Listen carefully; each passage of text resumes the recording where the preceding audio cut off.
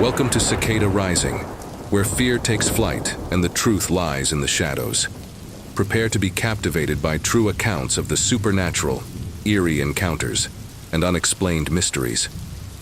Brace yourself for a journey into the shadows, where every whisper and every creak could be a harbinger of something beyond comprehension. Now let's begin. About 15 years ago, my wife and I were talking about family histories. She said she did not know where her father was. Her mother and father had divorced, and the last time she saw him, he was in jail for something. This was a couple of years before we had met. After he got out, he went missing. Nobody knew what had happened to him or where he went. He was the type of person that nobody was happy to see, so no one kept up with his whereabouts. No news is good news, as far as they were concerned. It was December and his birthday, the day I looked up his name and date of birth on the internet, and found a post from a Roots website in Oklahoma saying that he had died on May 28th, earlier that year. The post was made by one of the admin people at the nursing home he died at, and it stated that she had his ashes if they had family looking for him. I contacted the lady, explained who I was, and that my wife had his birth certificate and a few other things to prove she was his daughter, and we arranged to have his ashes sent to us. It turned out he left Maryland for Oklahoma to find his brother. Turns out his brother had died. His father had diabetes really bad and ended up in a nursing home. The ashes arrived sometime that January. We put them in the dining room up on a shelf until we got around to going back to where we were all from. A few months passed. I asked my son to get something out of the basement for me. He was about 10 at the time. He refused. He said, "There is something in the basement that is not nice." I am thinking, what the fuck? But I went down myself because he was truly afraid. Sometime in March or April, we went over to a friend's house who was hosting readings from the lady who runs the ghost tours in Martinsburg. This was the first time we had ever done anything like this. We thought it would be fun. The lady told us some very specific things that there is no way anyone but my wife and I would know. She said that there was something in a room with no windows that she could get rid of for us if we wanted her to. She said it would help our renters. We never discussed having another house with renters. She described our old living room to a T. Later, we were downstairs with her and our friend, who was hosting her for about an hour after everyone else had left. The lady stopped mid-conversation and looked at my wife and said, "Your grandmother wants that son of a bitch out of your house." Her grandmother hated my wife's father. We did not even discuss the ashes being at our house or anyone else outside of our kids and my wife's mother. We did not say anything about it to anyone outside of that room. About 2 weeks later, my son was talking to my wife in the kitchen. He is able to see things, but never discusses them with me. He told her that people are always trying to talk to him, but he is afraid to talk to them. He told my wife, "When I came home from school the other day, I came in and went up to my room when I realized that I saw someone sitting in Dad's recliner downstairs." He went back downstairs, and it was my wife's grandmother in my chair. She told my son, "I want that son of a bitch out of the house, now." The last time he saw his great-grandmother was when he was 4. He also asked my wife if the house felt heavy to her. He said there is something in the back corner of the basement that is mean. This happened to be directly under where the ashes were sitting. The next day, we called and made arrangements with the funeral home in Midland to have his ashes buried away at the graveyard with his family. 2 days later, we took the day off from work while the kids were in school and took his ashes up. We did not say anything to the kids about our trip. We just said that we were going to see my wife's mother. About a week later, my son talked to my wife and said, "Does the house feel lighter to you?" He also said whatever was in the basement is gone. I am not as in tune with the other side as my wife and son, but just because I am not able to pick up on those things does not mean that other people can't, like being an AM radio and not able to pick up on FM signals.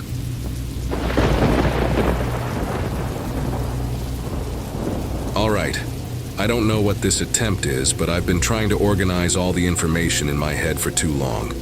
The events I will talk about happened about 3 years ago. I'm from Madrid, but that year I was living in A Coruña, northern Spain, for work.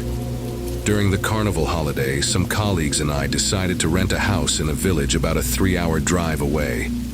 I don't remember the exact name of the village, but it was in the middle of a forest, with lots of paths and trails to walk. Amazing views and weather that was quite mild for the time of year. The small village was an idyllic place for anyone who likes to be in nature, or simply enjoy peace and quiet, until nightfall. It's probably just suggestion, but when night fell, the atmosphere in the village changed. The air became dense, the temperature dropped drastically, and the silence became sinister. I can't explain it, but from the first night we understood that we shouldn't leave the house after sunset. The first night passed without incident, some strange noises here and there, but it was probably due to the age of the house. The second day passed the same way, without much to tell. But the second night there was something weird. I was sleeping on a sofa on the ground floor of the house with another friend when I was woken up by a noise at the window, like little knocks. I didn't pay much attention to it and tried to go back to sleep, but my friend woke up too because of the knocks. After a few minutes of debating whether to go and look or not, I ended up going. I got up from the sofa and walked towards the window. I couldn't see properly, but I thought I saw a shadow like an animal. After all, we were in the middle of the forest. It was the most normal thing. After checking that there was nothing, I went back to bed. The sound came back, but neither of us got up, and eventually we fell asleep. The next morning we mentioned it to the rest of the group, but it wasn't given much importance. The third day was completely normal, nothing to report. We went for a walk in the forest and got lost. But hey, it can happen to anyone. When night fell, we were all on the ground floor playing cards and hanging out, and we heard the knocks from the previous night again. But this time we did see something, and we all saw it. It was a man, short, with a thick, unkempt beard, wearing a cap and an old coat. We couldn't see his face properly, but he was there, knocking on the window. Two of the group went to look outside but found nothing. No footprints, no man. Nothing. Just the deep darkness of the night. The next morning, we got out of there as soon as we could. Is my house haunted by a demonic entity? I have reason to believe my house is haunted by a demonic entity.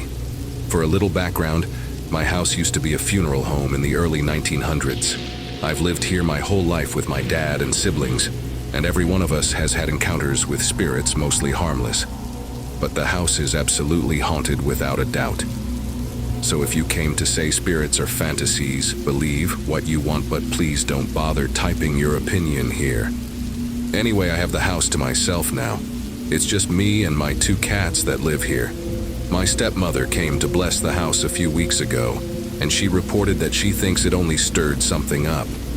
She mentioned feeling lightheaded and drained, like she was going to pass out.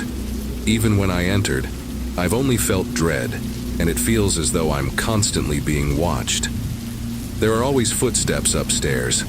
Not my cats, as I have the stairs blocked off by a gate, and growls coming from the basement. Also not my cats, the basement door is always closed and locked. However, I can usually ignore these sounds, and I tend not to get scared anymore. Until last night, that is. I had just gotten home from my girlfriend's and settled into bed when I felt the air around me go cold. I felt frozen, and the energy was so strong I couldn't help but be afraid. Instantly, I began to play some worship music in hopes it would make me feel lighter. Apparently, it was the wrong move. The energy around me grew sharp, and I could tell I had made it angry. My ears began ringing violently, and I was hit with a wave of nausea and dizziness. I genuinely believed I was going to pass out. It took all the strength I had to even speak and tell the energy to leave. After that, it seemed to subside, but I could still feel a lingering sense of dread. While I've dealt with these spirits my whole life, I've never felt anything like that. Even now, I feel cold and as though something is watching me write this. Not to mention how I've had a mysterious respiratory illness, chronic depression and fatigue since I've started living alone about 3 to 4 weeks ago, which refuses to go away.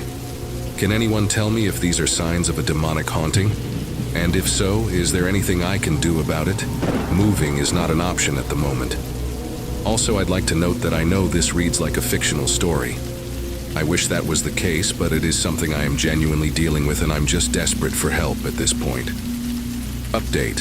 While doing some researching, I talked to my stepmother, who is very sensitive to energy and the supernatural. She informed me of a dream she had that a red man with a twisted face was repeating the name Satan over and over again to her while she was frozen in place. The features she described matched my false face mask perfectly. For those who don't know, a false face mask is an ancient Native American mask used in rituals to ward off evil spirits and protect their owners from illnesses. I am Native myself, and this mask has been in the home for 17 years now. I just found out that there is a ritual every year at the Longhouse to cleanse the masks and renew their defending powers. Unfortunately, this mask has never been cleansed and has been giving off negative energy my entire life. It was originally my father's, but now resides in my home. After covering it with a towel and putting it away in a closet, the house feels much lighter. While I still hear footsteps upstairs occasionally, there is no dark energy anymore. For those of you who want to look the mask up, feel free. Just whatever you do, don't buy the ones being sold on eBay. It is extremely disrespectful to our community and can backfire on those not of native descent. I plan on cleansing the mask once the ceremony comes back around, and will post another update once that is done, as I believe the dark entity is still trapped in that closet. I won't take a picture of my exact mask, since the outside community isn't supposed to see it anyway, but there are similar photos on Google for those curious. I woke up a dead spirit and it is not happy. So I, 17-year-old female, like to go exploring abandoned buildings with my friends. One day we wanted to go to this old mansion that everyone likes to visit and smoke weed there. Usually it's full of drug addicts and alcoholics, but when we arrived it was empty. No one was there. We looked around, made some graffiti, and left. Let me just circle back to the mansion. It was like a really big and beautiful mansion that had 2 stories and a lot of rooms. It was owned by some Italian guy as a vacation home, and he liked to travel, so the garden was full of exotic plants from all over the world. He did have a gambling addiction, so he gambled it all away to some man connected with the mafia. Rumors say he refused to leave, so there was a huge massacre there, but no one knows what exactly happened. Once we were far away from it, an idea came to me. What if we bought or made fake blood and sprayed it all over the walls so people would freak out? At the time, it sounded just like a joke, but what we didn't know is that this could go exceptionally wrong. About half a week later, we came back. There were 7 of us, each carrying a bottle of fake blood made out of water, sugar, and some food dye.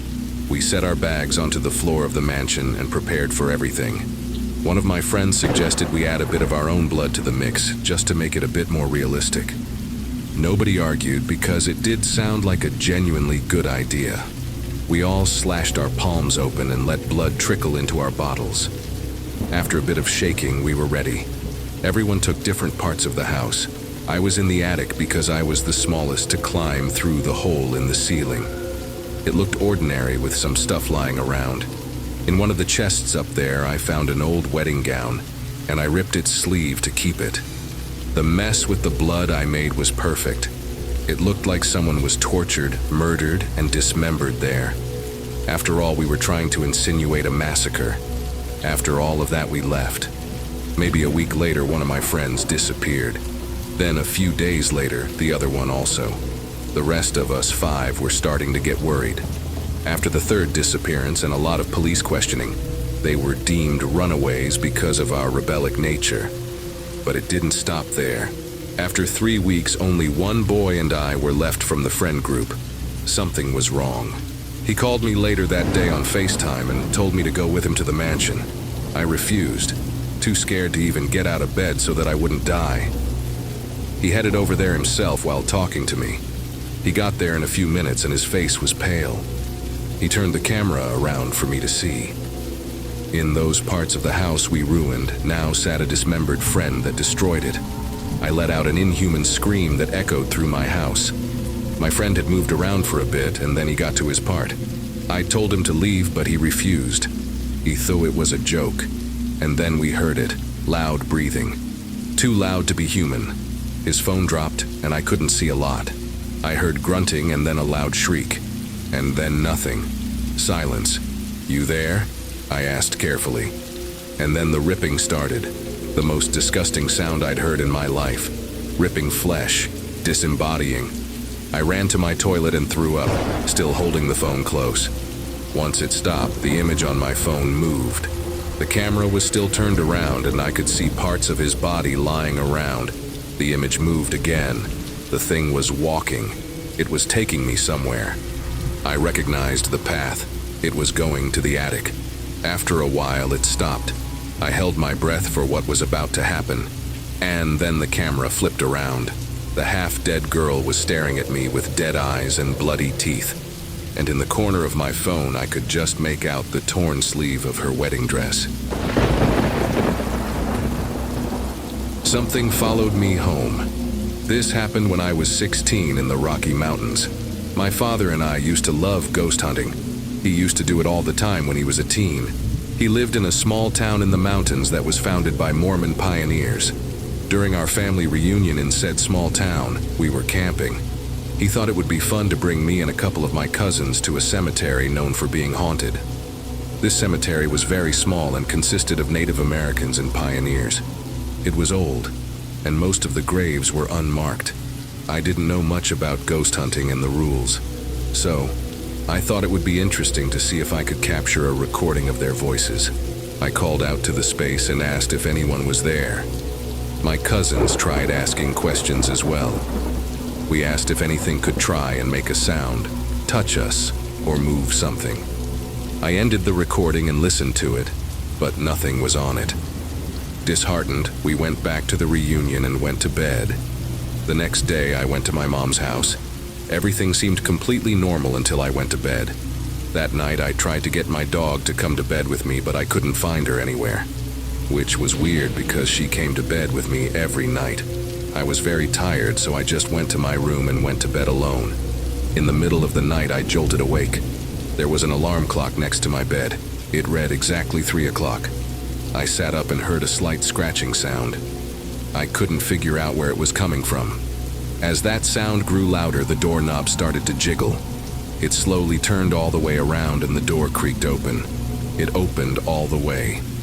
And in the doorway was a black, smoky-looking creature taller than the frame itself. He had glowing yellow eyes, and I could make out its mouth with sharp-looking teeth. I immediately freaked the hell out and back away. I threw my covers over my head. As I did so, I saw it jolt in my direction. I could feel it jump on my bed. It was almost slithering around, saying things in a tongue I didn't recognize. I was crying and pleading with the universe to save me. I didn't sleep. It stopped around 6 in the morning. I fell asleep after that and woke up around 11. Honestly, I couldn't figure out if the previous night was a dream or reality. But when I saw the door ajar, I knew it had actually happened. I had no idea what to do to protect myself. So the next night I made sure to find my dog, who was a border collie. I went to bed, and she was at my feet, seemingly a little anxious. I woke up again, right at 3. I could see my dog staring into the corner. I pulled her a little closer to me. I felt her hair standing straight up on edge. She started growling, and I could see what she was growling at. In the corner of my room, I saw it again, standing and staring at me. Not moving, but smiling awkwardly. My dog was trying to inch closer, growling intently. As she did, the creature vanished. Of course, I didn't sleep until I thought it was safe to do so. The next day, I looked up what to do online. I read that you should buy incense to burn and say a blessing stating that nothing is allowed to enter the space or follow me. So I did exactly that. I bought the incense and went through my entire house and every entryway and said a blessing to prevent the creature from returning. That night, I held my dog close and prayed that nothing would happen. Nothing did happen or come back since then. I am always on edge about this ever since. What if one day that thing decides it wants me again? What if it gets enough power to come back? As we conclude this bone-chilling installment of Cicada Rising, we urge you to join our community. by liking, sharing, and subscribing. To submit your own stories, contact us at mhpicadon@gmail.com, including cicada rising in the subject line. Until our paths cross again, remember, the darkness is only as frightening as the secrets it conceals. Stay vigilant, stay connected, and keep the fear alive with Cicada Rising.